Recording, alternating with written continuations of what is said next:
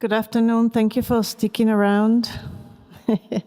Saturday afternoon, and after a long coffee, I don't know. I will try to keep your attention alive. Anyway, I don't have the level of expertise about Zilia Sánchez that the two wonderful speakers had before, but I have studied and looked at Celia's work for quite some time now. Anyway, first of all, thank you, Jean and Stephanie, for inviting me to ICA, and thank you for doing this wonderful exhibition. It's really, really important that this exists. So what I would like to do is to place Zilia Sánchez in relation to a group of other women, thinking of an idea which is the notion of a radical embodied gendered abstraction, which sounds okay, but when we think of what modern abstraction has been, gender and abstraction do not go together, and even less an erotic abstraction. So I hadn't seen this exhibition before, and there are so many bodies of work in Celia's oeuvre that we, deserve attention, like some pieces I've never seen, but I'm only going to focus really with works like the one we have here in the room. So the first thing I'm interested in is the idea, why using abstraction, a language of abstraction, a modern language, or what we could call an abstract impulse, to be able to actually work with notions of embodiment, gender, and sexuality.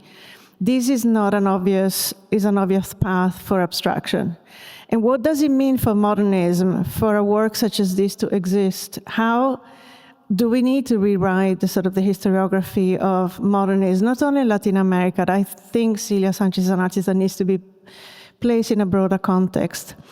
And the other thing is that I'm always interested in creating families and communities. I am not, so on the one hand, that history as a discipline highlights singular people, and that is a very important thing to do, because if you don't have a profound study of something, but then you need to place this in relation to other artists and other contexts and other periods of time. But also, I don't like the idea of exceptionalism. Art is composed of really singular voices and eccentric voices. Zilia Sánchez's work is eccentric from beginning to end, from the moment she is an informal artist and so forth, all the way to here. So all these are reasons for her to be absolutely brilliant and inserted into art history, but those are the reasons why she's actually not in the historiographies. So the very reason that art history builds their canons are the reasons why often women are excluded. And to have a work like this that actually collides abstraction, which is supposed to be a progressive language, something that is actually has a level of purity and is sort of genderless, is almost like a betrayal to the very notions of modernism.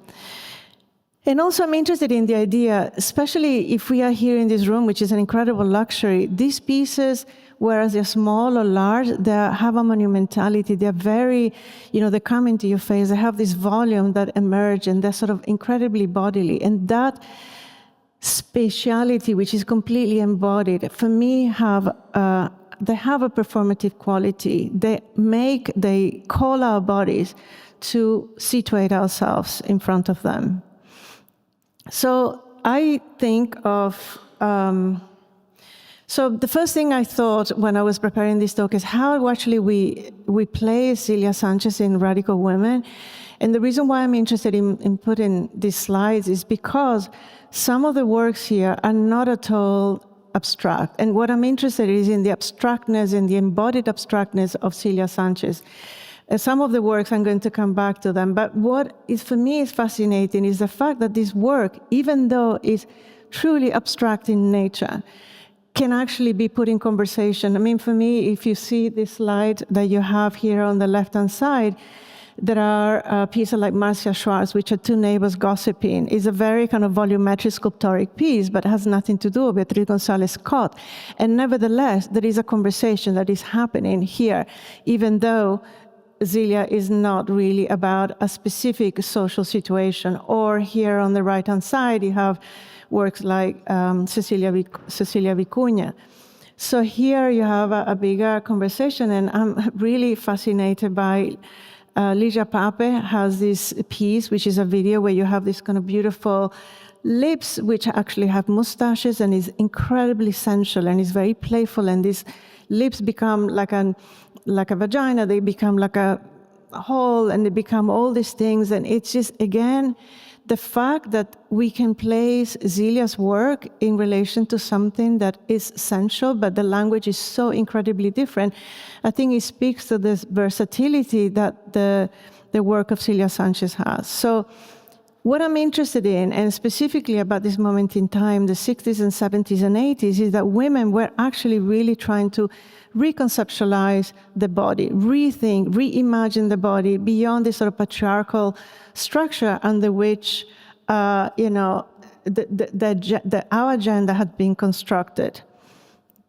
So what I would like to do, so I'm going to continue.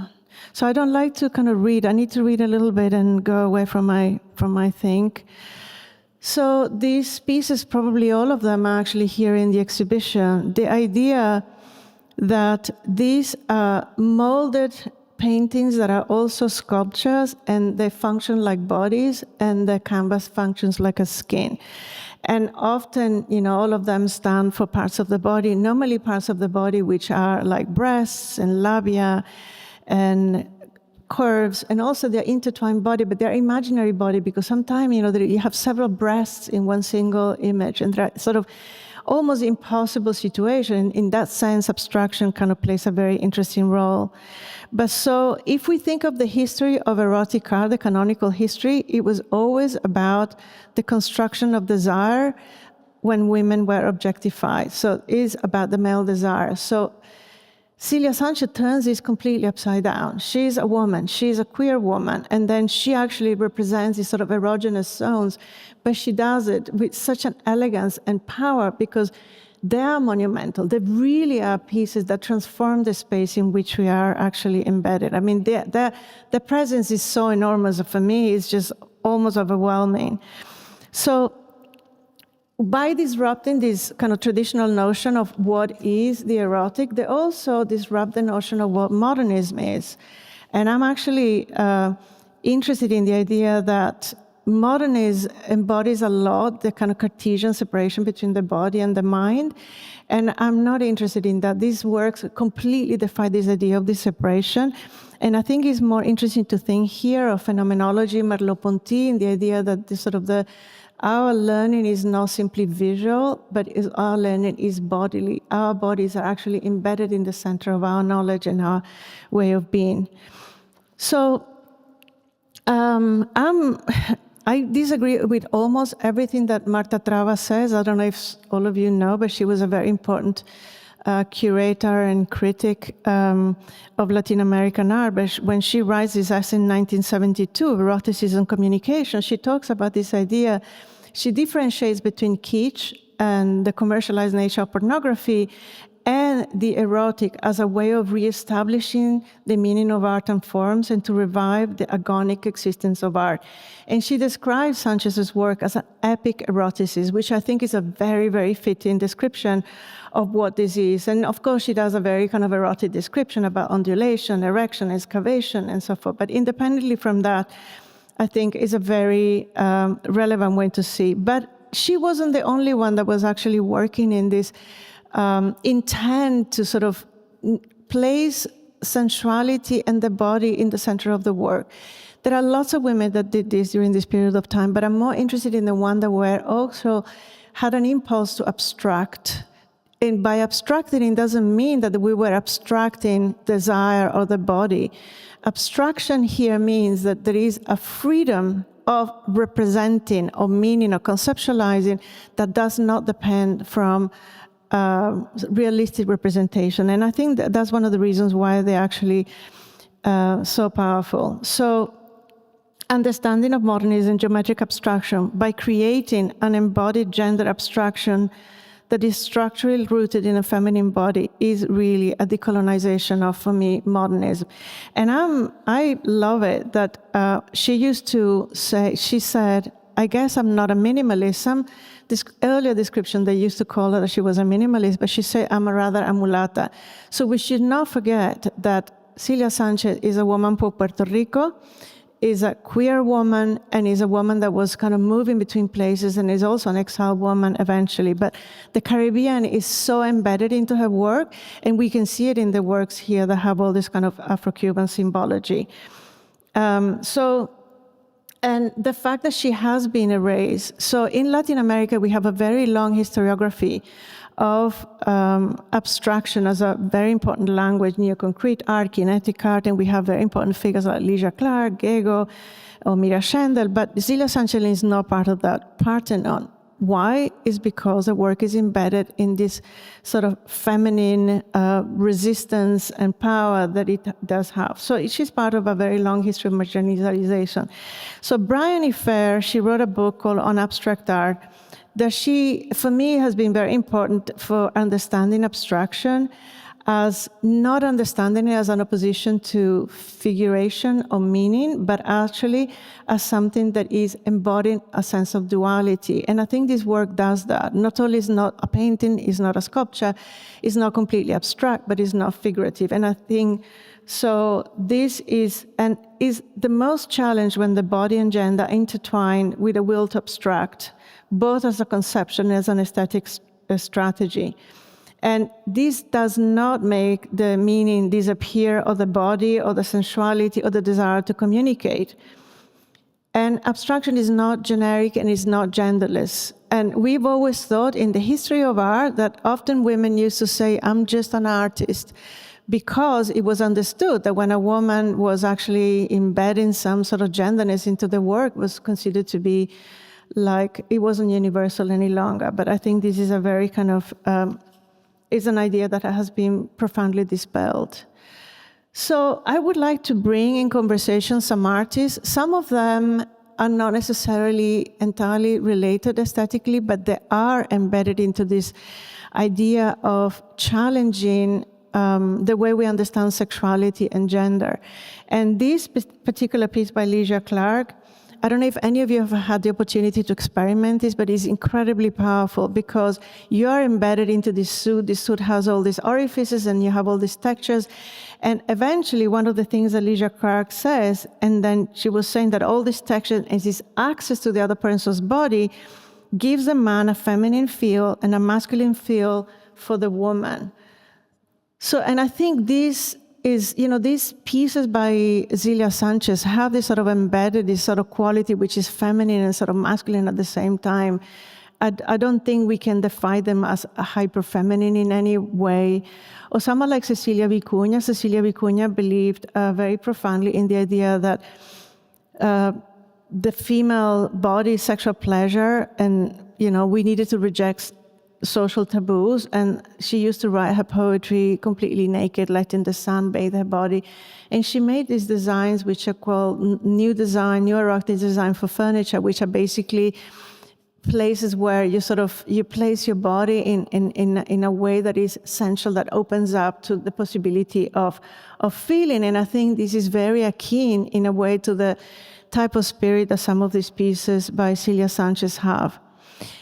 And some of the aspects that were explored today, especially the one about the lunar and the relationship of the work with the landscape. The first time I saw a piece by Zilia Sánchez was a photograph of a piece in the sea, in the beach, and I was completely transfixed by this idea. But I'm interested also in this notion of the sheer size of this.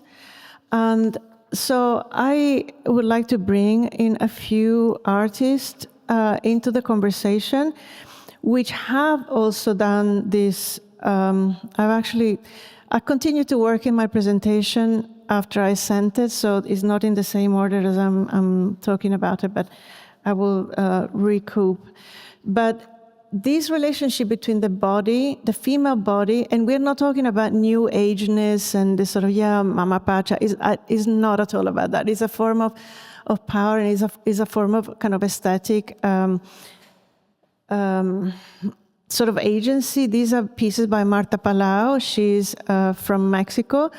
This piece, for example, Lerda, they hung in space in the very, very, very difficult to hang. These pieces, she actually hung a series of these works in Abinal in Cuba, where the installer said, I'm not going to let you, you just go home and just go to the Hemingway Fair. And she said, okay. And then what happened was that then they didn't know how to hang it. There is no beginning or end. And when you hang it in space, they're quite monumental. Literally, it's this gigantic vagina that are hanging, and they create this sort of spatial sense, and they're made with these kind of materials which are very earthy. And I think something quite similar happens to the pieces by Zilia Sánchez or Marta Palau, Lerda. This is actually interesting because she describes this as I see cascada as a river of sperm. So again, this is someone that is embodying the feminine and the masculine, and these are sort of translucent tubes of white nylon stockings containing small plush nodules. So it's the of flow and overflows. And again, this is a very, very large installation. So you're talking about artists that are ambitious, but the language is abstract, ultimately. But when you are in front of them, there is a sort of almost, I don't want to sound corny, almost a universal language of the erotic that we can recognize when we are placed into a piece. We have associations that come from way back, but also through the ways that we understand the world and our own bodies. Ana Mendieta, who my two colleagues have already mentioned, I'm very interested in the idea that here we have two women that had to leave the land of Cuba, and both of them are using their bodies. One is abstracted, but the other one. So Ana Mendieta did start making this, the silhouettes, and at the beginning especially, the body was embedded, was very performative. She was there performing these things, and then as time went, it became more and more abstracted. But again, this location of the work within the land, within the space, this sort of integration, this organicity, where the body and the art is part of this sort of relationship with land and place, is important because, again, in the same way that these pieces situate us as people within the gallery, they situate us in the land of Puerto Rico, or the beach, or the world. This discussion that you had about, something being a moon and being the world and being a breast and being a butt. I think is very, very interesting, this sort of organicity of the meaning. And Ana Mendieta, in the beginning of the 1980s, she started to make, these works where the silhouettes evolved from being located in space, though she always considered that was a more important work. She started to become more and more minimalistic and abstract. You see the inverted tears there, you have the head and you have the body. We understand that this is the body of a female body, or this different abstractions that they have. But so they do stand for the head, and they also, and one of the things that Mendieta does is that her work, again, by becoming abstract, it doesn't mean that the meaning is abstracted. The meaning becomes, there is something a little bit contradictory or, paradoxical that happens with abstraction when it's loaded with meaning and is embodied, which means that this embodiment of meaning comes across in very abstracted forms such as this. So, and they sort of bring us back to sort of ancient memory of totemic female figures, and the idea that they refer back to nature, but also they refer back to her body and to our body. I don't think that this is necessarily, or you have something like this. This is a piece that is, Ana Mendieta wasn't a very tall person, but again, it is an embodied abstraction. You can see herself in relation to the tree, in relation to the form of the woman.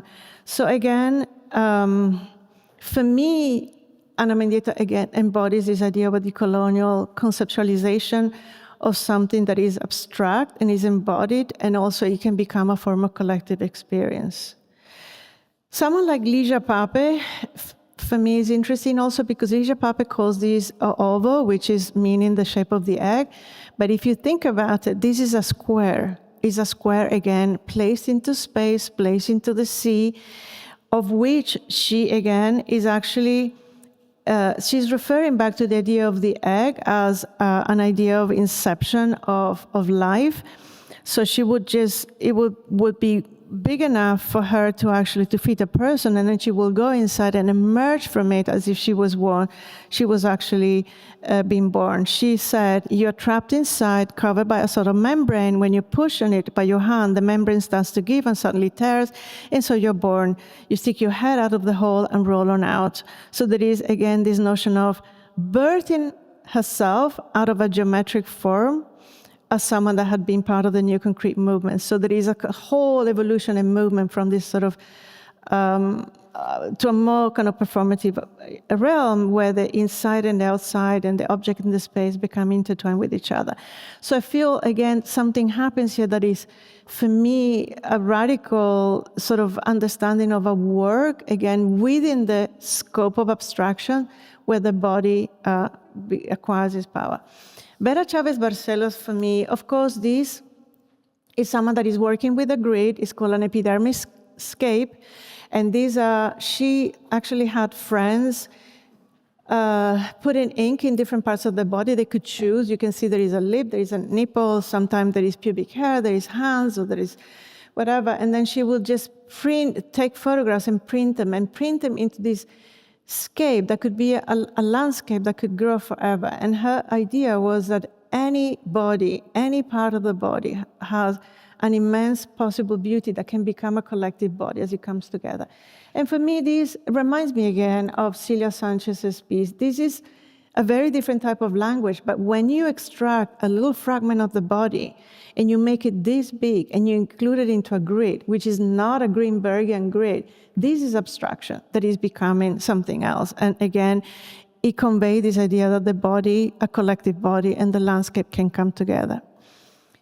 I wanted to actually mention, for me, there is something beautiful about the work of Zilia Sánchez with this idea of softness and liveliness. The fact that these pieces are soft, they're bodied, they're embodied, they're skins, but they also come to life in their carnal presence, as it were. And that's, for me, is a sort of the performative aspect of the work. So Marta Minujín was very close to Zilia Sánchez, and you would think that this is a very kind of different piece. And Marta Minujín has basically traversed so many different works, and this piece, which this is a series of works that she did in the 60s, combine, they're very pop, and they play with the semiotic element of the mattress that stands for domestic and daily life, and they're reconceptualized as a sign for a new idea of spectacle, because these were pieces that you could, for example, the revuélquese y viva is a kind of a revuélquese in, let's say, in Argentina, will be like, have a really, I guess, good fuck or something like that, sort of just completely free. But the idea is that these geometric patterns that normally are just simply lines and colors, they become sculptures which are completely unruly and amorphous, and they're padded shapes that suggest bodies, and some of them have the imprint of the body. You are invited to touch them, to enter them. And the first one that she did in 1963 was called La Chambre d'amour, the love room. And so there is, again, the idea is a piece that is excessive and is erotic in nature, and the body and sensual character counters the rationality of geometric abstraction. So even though in, thinking of the beautiful, delicate colors of Zilia Sánchez, but it has this connotation, is this idea of freeing the body, and also freeing it with other people. Art is always an invitation for someone else to participate and partake of your work, like these pieces that we have here. Here we have Elisa Bursin, who's one of the loves of my life, together with, we say that all these women, I love these women. And she would make, we had this bed that you have here, the mechanical bed from 1974, and when you come close, they have a sensor and they start shaking, and they feel a little bit, they have a metal structure, and they feel a little bit like bodies that are actually, there is a couple making love. None of the work of Elisa Bursin was ever obvious or in your face, but people were always scandalized by her work. They always thought, oh my God, especially in Colombia. And then also she had this piece called Ertica, which I love because for me they do something very similar to Zilia Sánchez, which is she completely goes against the idea of a modernist progressive agenda in Colombia. So she collapses the relationship of the mechanics. All these works are motorized, the industrial craft and the working class and art, with the idea of a mental and emotional excess associated to hysteria, but it's female hysteria, it's not any hysteria. And so she was, so we do not associate modernity and progress to women. And secondly, we certainly do not relate it to the complex, unruly, and predictable nature of the female mind. And there is a lot of insinuations of sexuality in her work. And also this work reminds us of the fragility and the irrational nature of modernity. Modernity cannot be thought as a rational project. It's also something else. She would call these pieces as motorized romanticism. And she would be asked, are you a feminist? Yes, I'm a feminist. I love men. So she would be always very kind of playful about it. So they're not a traditional form of romanticism, but they celebrate an embodiment of sensuality, freedom, vitality, without the repressive demands of rationality, perfection, modernity, and the control over the feminine. And I think this is one of the things that all these artists have in common. There is no control. You cannot control a piece by Zilia Sánchez. You have to sort of submit, yourself somehow to the power, to its shape, to its form, to its presence, to its sculptoric quality.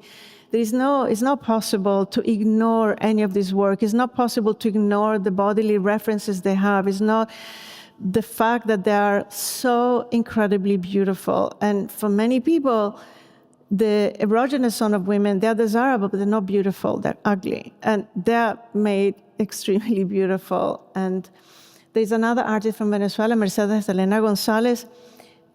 In reality, we don't have, in the US, there was a whole sort of iconography of vaginas with Judy Chicago and many artists. That's not the case in Latin America. Mercedes Elena Gonzalez is, and again, she has this thing that in her drawings, the drawings evolve into sort of natural flowers. You don't know if she's talking about, the landscape, if she's talking about the female body, she's talking about orifices, if she's talking about different parts of the body. But she's actually was next to Zilia Sánchez in the exhibition, and the color that we're using, the color palette was very similar. And then she also does this series of work called Recurring Dreams, which again, the body, the tondos, and there's this sort of shape that you don't know if it's a butt, if it's the fold of a flesh, but they're definitely incredibly bodily, but again, they have an abstract impulse. Sophie Riva is a New Rican artist that these pieces, you see them from close up, but when they're meant to be seen from far away, they look like these beautiful ovals. You have this kind of red hues. She was an incredible photographer. She didn't die long ago. But when you come close, what makes the oval pink is the blood of a tampax. And then what makes the contrast of the dark and the light is actually excrement. And she had all these works related to this. So for me, it's nice to think that this is an artist that has a Puerto Rican origin, and again, is playing not with hyperrealism, is playing with photography to tell you something that is about your body. These pieces were in Radical Women. I remember I used to do tours of them, and whenever we stopped in front, everybody went red. Everybody was like, oh my God, menstrual blood. And I'm like, excuse me, if I had a picture here of an assassinated person, you will feel more comfortable with the body of someone be disintegrated than to feel the body of a menstrual. And every single human being a man or a woman, somehow has a relationship to that. Without that, you wouldn't have been born. So it's, we have so many taboos. That's why, Zilia Sánchez's work is so interesting, because she makes a monument of a nipple. How do you do that? And you do it in blue, in white, and double, triple, whatever. So it's like a real celebration of the female body. Or someone like Amelia Toledo that would create these sort of glass structures that has a bubble thing that when you move it a little bit, it starts creating, and some of it looks like blood, some of it looks like saliva or sperm. But again, with the most minimal, sort of elements that you can possibly have. Or someone like Magali Lara, She is Mexican, and these pieces, you can see them, they're very harmless when you see them. There's a whole series of windows which had embedded in them a lot of biographical information, even in sort of scenes of masturbation and things like this, and everybody thought that it was the craziest thing. But again, you have another feminist artist in Mexico in the 70s exploring how may I talk about sexuality, female sexuality, without being completely overt. And in that, or someone like Saleida Toste, creating this circular structure where she emerges out of this structure again in this kind of act of rebirth. So there is all these pieces by Zilia Sánchez that have this potentiality of something that emerges from them, an encounter between bodies, a sensual moment, or two bodies or something that can be born of them. Ana Maria Molino, these are the drawing objects. These are beautiful. You can see how absolutely abstract they are, but she explains them that it is a shape, the gesture of manifesting what is inside, a gesture of the copulating, joining the inside and the outside, analog to the full empty relationship. So in these words, artists explain, is the surface that becomes body. And again, it's doing it through this idea of an abstraction where she talks about the memory of the womb and a nostalgia for the emptiness, which is also fullness. This is another piece by her. I'm about to reach the end of the presentation. This piece over there is just, I've never seen it. It's just so majestic. It's so absolutely enormous. One of the things that is surprising about Celia's work, some of pieces like the ones that we have behind us, they have this sort of fleshy color, but again, the parts that normally would be darker, they're lighter. So how do they manage to do this? And in this case, they almost look like a spaceship. That's why all these analogies with the moon landing and all this sort of, and also sometimes they make me think of the idea of machine, but yet again, they are profoundly erotic. And the last artist I wanted to talk before closing is Teresina Suarez, who is a Brazilian artist from Belo Horizonte, who should meet. I would love to have an encounter of Teresina Suarez and Zilia Sánchez now in the late, Zilia Sánchez is 100 maybe, yeah? Well, she's nearly 100. But this piece, Erotica, it was described as a Brazilian Kama Sutra, was presented in the Sao Paulo Biennale in 1971. But for her, this is not a sex book. This is about the erotic imagination. So in this book, it's incredibly fantastic. If you think of all these pieces that have all these multiple nipples, some of these are like this. You have suddenly a piece of lips, or you have, and they go anything from conventional sex, women with women, groups of people making love, men with men, hermaphrodites, horse with a woman. So there is every single spectrum of possibilities of thinking of what it would be a sexual imagination. And the last image of the war is actually her making love with a tree that actually penetrates her body. And when she presented this piece in Washington, she actually she put them on the floor on a red heart-shaped cushions, so that specifically men had to bend over to see them properly. So, so she wanted, so again, they become like a performative too. And this piece is called Eu, which means self, person, erotica. So it means the eroticism in me. And she talks about, I see beauty in sex, I discover sex within me, I'm beautiful, I live and love love. But again, this celebration of pleasure and bringing it out to the open in such a way is very special.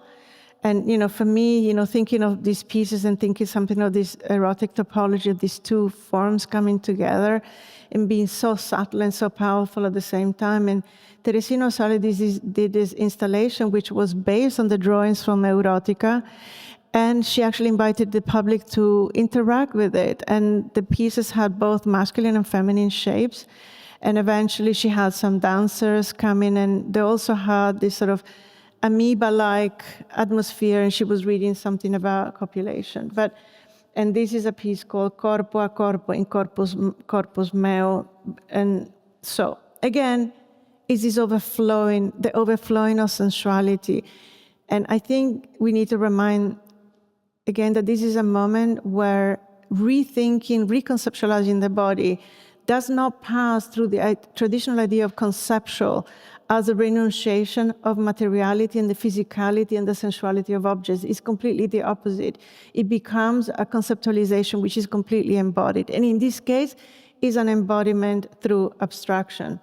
So these are the last pieces, and I think both works are actually probably here in the exhibition. So just to conclude, I think, so both Zilia Sánchez, and thinking her in relation to other women, thinking an idea of a collectivity of women, powerful women that were constructing, during this period of time, these works that were absolutely unique, that were daring to somehow discuss the female body empowered through her own fantasy and sexuality and subjectivity and desire, an emancipated body, a reimagined sexuality and agency, and at the same time, a reimagining of modernism.